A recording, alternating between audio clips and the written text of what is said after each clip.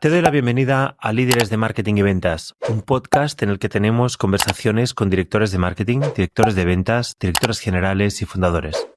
Yo soy Pau Valdés y soy CEO y cofundador de Inbound Cycle. Hoy nos acompaña Bill Derringer, consejero delegado de Lipco Foods International, una empresa familiar holandesa de referencia en el sector de la alimentación. En esta entrevista exploramos cómo el enfoque First we make friends, then we do business, primero hacemos amigos, luego negocios, ha impactado el éxito de Bill y su equipo a nivel internacional, especialmente la expansión de mercados globales. También nos cuenta la importancia de construir relaciones auténticas y cómo los valores personales y profesionales juegan un papel clave en la toma de decisiones empresariales. Bill comparte su perspectiva sobre la responsabilidad social personal, RCP, un concepto que aplica tanto en su vida profesional como en su compromiso social con diversas fundaciones. Además, descubriremos anécdotas y aprendizajes relacionados con la humildad, el liderazgo y la búsqueda de oportunidades donde las relaciones humanas son el motor principal. Y con esto ya te dejo con Bill. Hola Bill, ¿qué tal? ¿Cómo estás? Bienvenido al podcast. Nada, encantado de estar contigo un rato hoy, Pau. Muy bien.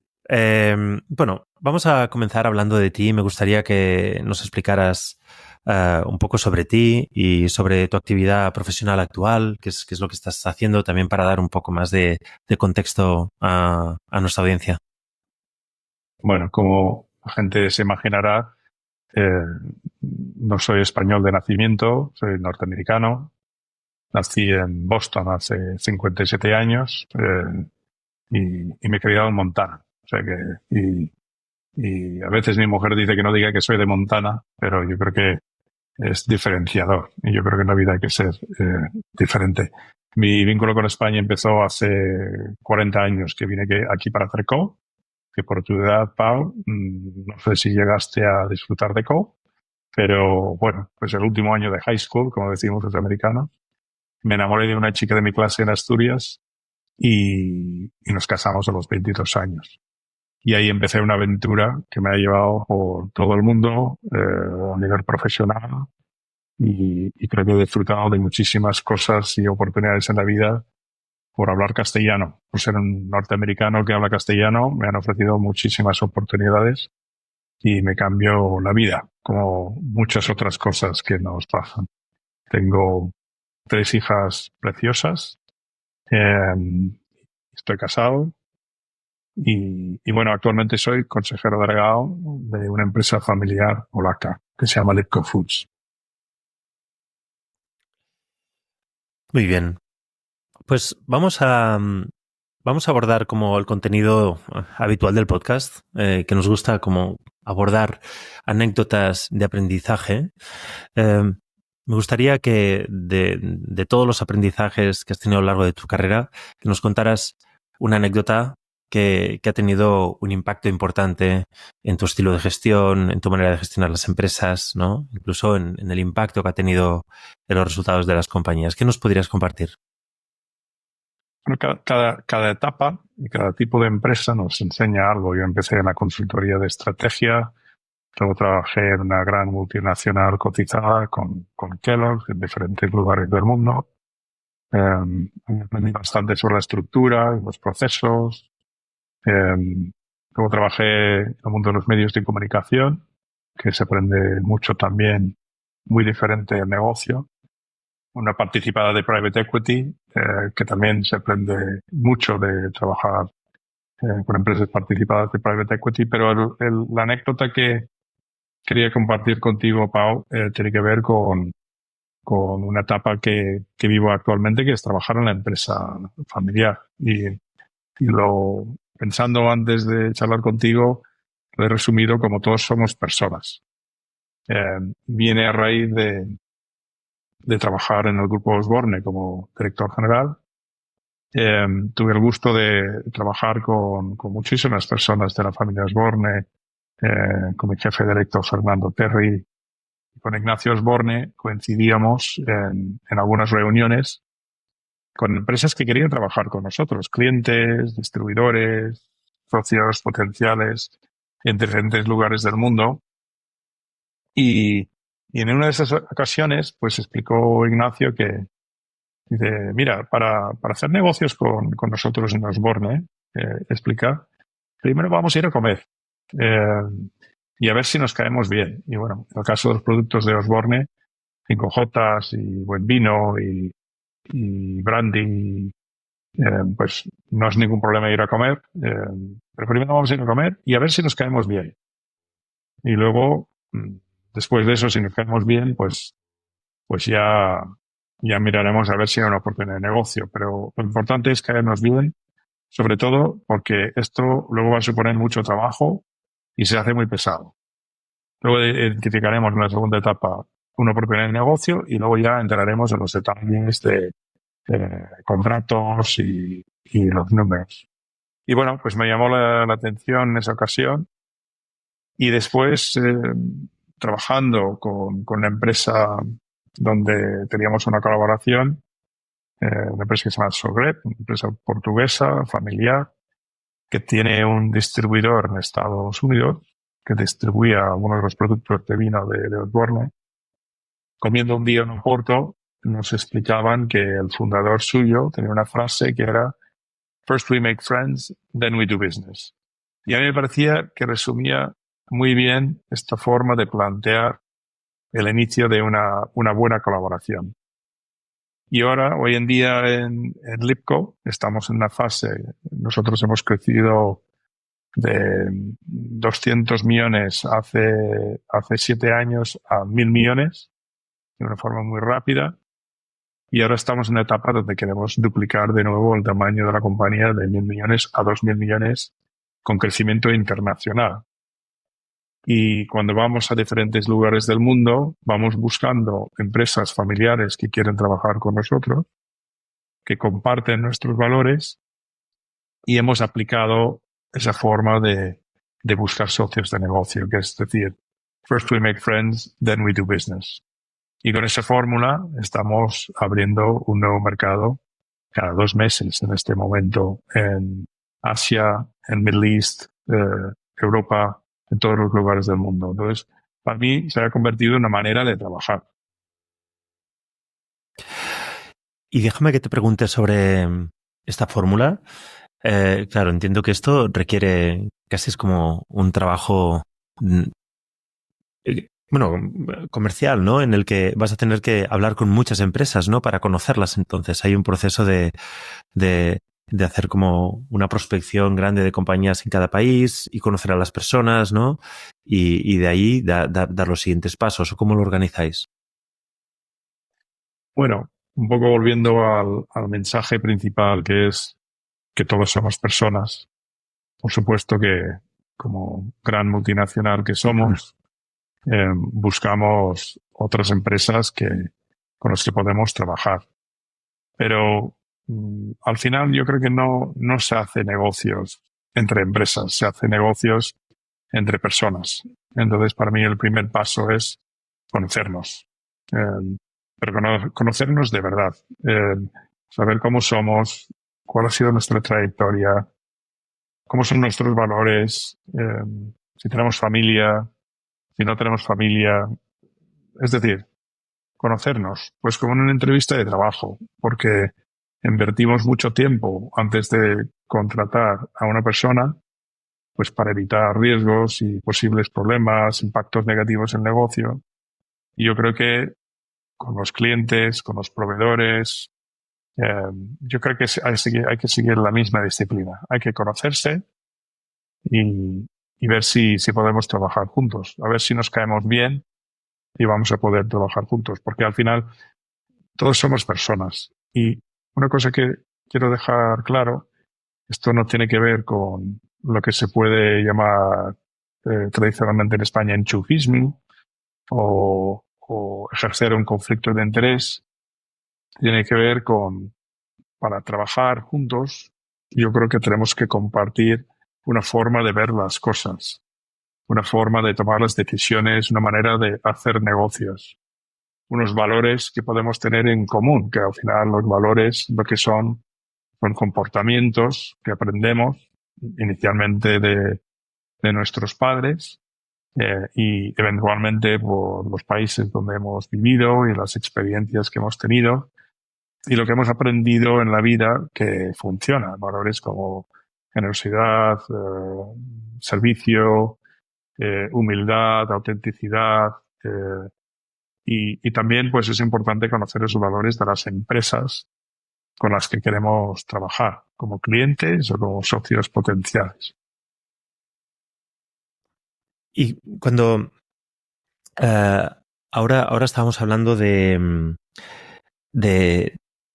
o sea, cuando estábamos preparando el podcast y me hablabas precisamente, ¿no? De conocerse y ¿tienes algún método para esto? O sea, es un tema más ¿hay alguna metodología detrás o es más un tema de ir descubriendo, ¿no? Porque al final cuando hablamos de valores, por lo menos, ¿no? En nuestra experiencia, también cuando contratamos personas, procuramos encontrar personas que encajan con nuestra cultura y, ostras, poniendo muchísimo interés y energía en intentar atraer, ¿no? Personas que encajan con la cultura que hemos intentado crear. Aún así, muchas veces nos equivocamos, ¿no? Y poco a poco hemos ido buscando como fórmulas o métodos en este proceso de buscar socios internacionales también o de crecer internacionalmente. ¿Tenéis algún método o es algo que es artesanal o no sé, tiene un poco de todo? Bueno, yo creo que las relaciones y los contactos nos llevan a más contactos. Y yo creo que no hay un patrimonio más importante que la reputación que tenemos cada uno. Y yo creo que eso, pues no sé si es un método, pero desde luego es una manera de ir construyendo en base a nuestra trayectoria profesional una manera de conocer a la gente que pueden ser posibles socios. A nivel metodológico, yo creo que muchas veces en las reuniones de negocio saltamos una etapa muy importante que no tiene que durar mucho tiempo, que es presentarnos. Muchas veces en las reuniones, pues con un comprador y con una persona que está representando un proveedor, van directamente, como se dice, a la faena. Es decir, hacer una presentación, sacan la presentación y empiezan a, a soltar el rollo, como se dice. Y yo creo que lo más importante primero, sobre todo en la primera reunión, es presentar a las personas que están presentes y que se presenten ellos mismos. Pero no digo decir, yo soy Bill, consejero delegado de Lipco Foods International, digo, contar un poco más de quiénes somos cada uno. Y si esto lo haces bien, contando pues de dónde vienes, tu situación personal, si quieres, cuál ha sido tu carrera, la gente también se abre y también te cuentan. Y yo creo que con ese pequeño paso vamos a crear un poquito de química que nos va a facilitar luego entendernos y entender si vemos las cosas de una forma parecida. Y luego yo creo que lo más importante es algo que no estoy haciendo mucho hoy, pero lo aprendí en Kellogg's. Uno de los valores de Kellogg's es la humildad y el hambre de aprender. Y también en Osborne, cuando implantamos los valores, uno de los valores que implantamos era la humildad. Y eso lo vi con mi jefe, Fernando Terry. Después de los consejos siempre había una comida. Me acuerdo en una de estas comidas estábamos esperando que llegara todo el mundo y de repente Fernando se sienta en la última silla y otra persona del consejo le dice, Fernando, pero acércate, ¿qué haces ahí? Y dice, no, pues estoy esperando porque faltan tal y tal y tal persona. Y esta anécdota de coge la última silla, el último lugar al final de la mesa, para mí es un ejemplo de ejercer la humildad. Y además, después de observar esto en el que fue mi jefe, ahora lo hago yo también. Yo creo que es una buena práctica. Espero a que se siente todo el mundo y el sitio que sobra es donde me coloco. O por lo menos espero a que me digan, oye, bien, siéntate aquí. Entonces, bueno, pues con mucho agradecimiento lo hago. Pero yo creo que la humildad y el hambre por aprender es muy importante para escuchar, porque creo que para vender hay que buscar gente que necesita lo que tú tienes, no ser un pesado. Entonces yo creo que para vender hay que tener mucha humildad, mucha capacidad de escucha. Cuando la gente no necesita lo que tú tienes, pues educadamente darles las gracias y seguir al siguiente. Pero el trabajo comercial para mí es un trabajo de buscar la gente que realmente necesita lo que tú ofreces y no perder el tiempo con la gente que no necesita lo que tú ofreces. Y eso tiene mucho que ver con la escucha. Pues vamos a continuar hablando de esas ganas de aprender que comentabas ahora también. Y, y bueno, hablemos de tus podcasts, ¿no? Tú has estado, esto no es nuevo para ti, tú has estado involucrado en varios podcasts y quería preguntarte un poco cuál es la motivación, ¿no? de haber estado involucrado en estos podcasts y haber lanzado este tipo de iniciativas. O sea, una de las cosas con las que me encuentro a menudo es muchas empresas con ganas de tirar adelante podcasts e incluso ahora también, ¿no? Hay como un gran boom en este ámbito. Uh, y también veo muchas personas que los comienzan y lo interrumpen enseguida, ¿no? Porque no pueden con su día a día. O en tu caso particular, ¿cuál ha sido esa motivación y qué sacas de ello o qué te aporta? Bueno, yo soy una persona agradecida, porque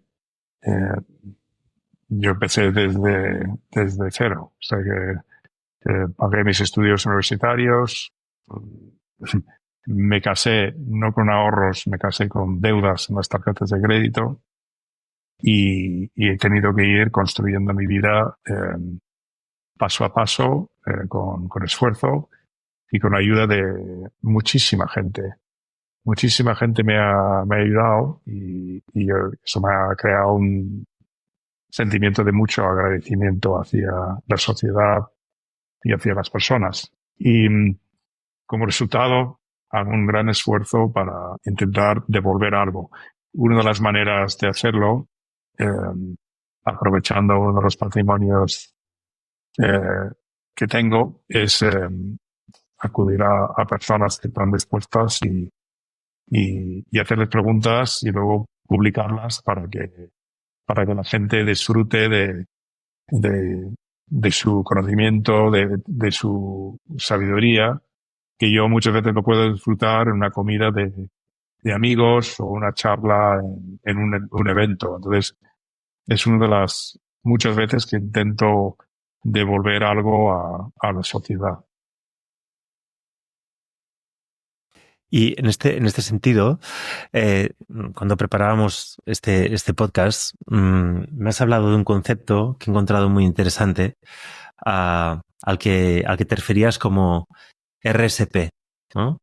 ¿Nos podrías explicar a qué te refieres con esto? Que es que encuentro un concepto interesante y que tiene una buena analogía, ¿no? Es una buena analogía empresarial a nivel personal y que nos lo explicaras.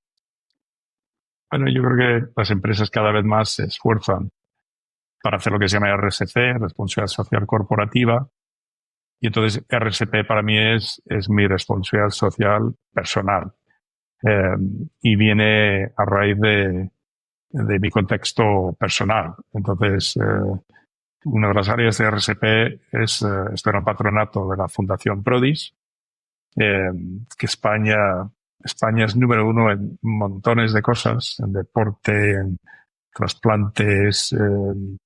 Los ingenieros españoles son increíbles, los mejores del mundo. Es decir, España tiene cosas muy buenas, pero para mí lo mejor que tiene España es la inclusión de personas con discapacidad. Tienes la Fundación 11, la Falleda en Cataluña y en mi caso estoy en el patronato de una fundación que se llama la Fundación Prodis, que atiende a mi hija María, que tiene 31 años, que nació con una alteración cromosómica y una discapacidad intelectual bastante importante. Y entonces participo en el patronato de Prodis, también como acto de agradecimiento hacia toda la ayuda que han dado a mi hija María. Luego, por otro lado, mis padres se conocieron en África en los años 60, en los cuerpos de paz de Kennedy. Mi madre enseñaba profesoras y mi padre construía carreteras en Sierra Leone, que era el segundo año desde su independencia después de independizarse del Reino Unido. Y se conocieron, se casaron y desde el 65 al 85 se dedicaron a criarme a mí y a mi hermana Nancy. Y desde el 85 hasta el día de hoy se han dedicado al desarrollo económico y ayudar a la gente salir adelante en sitios muy complicados, pues como Sierra Leone o Fiji o ahora mismo en Bangladesh, que es donde vive mi padre y donde está enterrada mi madre. Bueno, pues a raíz de esto, a nivel mucho más light que mis padres, intento también ayudar a las personas en países en desarrollo, y esto es por eso que formo parte del patronato de una fundación que se llama CODESPA, que el presidente emérito de CODESPA es el rey Felipe, y básicamente lo que hacemos es vamos a los lugares más pobres del mundo y creamos negocios que responden a una necesidad concreta que puede salvar vidas en ese país. Y entonces por eso también, pues parte de mi RSP es la Fundación CODESPA. Y también pues he sentido lo que es pasar de ser presidente de una gran compañía y no tener empleo, y es una experiencia muy dura. Y dicen que yo creo que hay 3 cosas que te pueden destruir como persona en la vida. Uno es el paro, otro es el divorcio y otro es la muerte de un ser querido. Entonces, bueno, pues durante los fines de semana, con mi tiempo libre, entre comillas, que el concepto libre lo cuestionaría bastante mi esposa, intento ayudar a la gente en lo que pueda para que encuentran un trabajo cuando están en el paro. Y eso también lo he aprendido de gente mucho mejores personas que yo, con cargos de responsabilidad, que también lo hacen. Son personas muy discretas, entonces no voy a mencionar sus nombres, pero sí que les pasaré el podcast para que sepan que intento seguir su ejemplo. Y luego la formación, o sea que he tenido en diferentes etapas de mi vida, me he dedicado a enseñar. Yo no soy catedrático ni tengo un conocimiento muy especial, pero sí que he tenido una carrera profesional muy rica y intento cuando la gente me lo pide, compartir mis experiencias. Y ahí pues he sido director académico en una escuela de negocios que se llama ICP.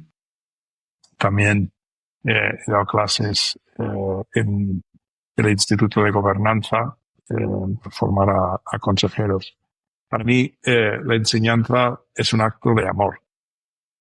Y probablemente, si lo que queremos hacer es trascender en la vida, probablemente es la mejor manera. Lo que pasa es que paga mal. Entonces, como pagamos mal a los profesores, he optado por otra cosa que me permite ganar la vida, que es liderar empresas. Y yo creo que después de la enseñanza, probablemente es la mejor manera de impactar positivamente en la sociedad y trascender en la vida. Déjame que te haga una pregunta sobre lo que has comentado respecto a cómo dedicas tu tiempo libre los fines de semana, sobre cómo ayudas a estas personas que están en una transición profesional. No sé, me imagino que muchas personas que les va bien y que quizá podría ser una inspiración también saber un poco más cómo lo haces. O sea, qué tipo de abordaje tienes, ¿no? Cuando decides ayudar a alguien en este sentido. No sé si es a través de un coaching o a través de... No lo sé. Si nos pudieras compartir. Bueno, yo creo que el primer paso, te encuentras con mucha gente personas que están rotas, o sea, que están realmente emocionalmente dañadas. Entonces, yo creo que el primer paso ahí es empatía. Entonces, contar mis propias experiencias, yo creo que les ayuda mucho a entender que no las personas no están solas y que no están entre muchas personas que han vivido una experiencia parecida, lo cual yo creo que da mucha paz. Segundo es buscar trabajo es un trabajo. Entonces el primer paso, como cualquier producto, el producto hay que diferenciarlo. Y entonces, pues, las personas como productos que buscan empleo tienen que saber posicionarse y saber lo que es diferente. Hay mucha gente, lo que les hace diferente. Hay mucha gente que ven una oferta de empleo y dicen, yo podría hacer esto o yo podría hacer aquello. Y yo digo, sí, sí. Es que además lo podrías hacer fenomenal. Lo que pasa es que hay 50 personas que llevan 20 años haciéndolo. Y no pierdas el tiempo ni hagas perder el tiempo de la persona que está buscando a alguien. Por eso, tú tienes que saber muy bien lo que te hace especial y diferente. Y luego, pues igual que decíamos antes, igual que vender es buscar a alguien que necesita lo que tú ofreces, pues yo creo que buscar trabajo tiene que ver con encontrar la persona que busca lo que tú ofreces de nuevo. Entonces, yo creo que primero, empatía. Segundo, ayudar a la gente a definir su posicionamiento y lo que les hace realmente especial. Y luego, ayudarles a encontrar la persona que les está buscando. Porque la gente a veces se desanima cuando están buscando trabajo porque piensan que nadie les quiere hacer caso. Cuando realmente el tema es que están buscando en el sitio equivocado. Entonces, yo creo que hay que ayudar a la gente a buscar en el sitio indicado y ayudarles a llegar ahí. Y luego, pues lo que decía al principio, buscar trabajo es un trabajo. Hay que echarle horas. Hay que seguir un método. Y yo creo que haciendo eso es cuestión de tiempo. Y ya para terminar, y también porque nos estamos quedando sin tiempo, eh, ¿cómo lo articulas? O sea, ¿tienes varias personas a quien ayudas a la vez o pones el foco en ayudar a una persona concretamente, ¿no? Y acompañarla en este proceso, ¿no? Porque haces muchas cosas, entiendo que también tienes un tiempo limitado. ¿Cómo gestionas este aspecto? Pues justo, como tengo un tiempo limitado, lo pongo en manos de la persona. O sea que le doy acceso pues, a todas las maneras posibles de contactarme. A nivel ejecutivo tengo un gran equipo. A nivel particular tengo varias personas que me apoyan. Ofrezco mi tiempo y es cuestión de buscar el hueco. O sea que, pero o sea que no puedo perseguir a nadie. Entonces la gente lo que tiene que hacer es ser proactivos, darme seguimiento. Cuando necesitan algo me tienen que avisar o avisar a alguien de mi equipo y es bajo demanda realmente. Muy bien, Bill. Muchísimas gracias por este rato aquí con nosotros. Te agradezco muchísimo esta entrevista, la he disfrutado muchísimo. He aprendido muchas cosas y para mí ha sido inspiradora. Y bueno, nada, agradecértelo de nuevo y que sepas que estás invitado aquí de vuelta siempre que tú quieras. Nada, pues encantado y espero que resulte interesante y útil para los demás. Gracias.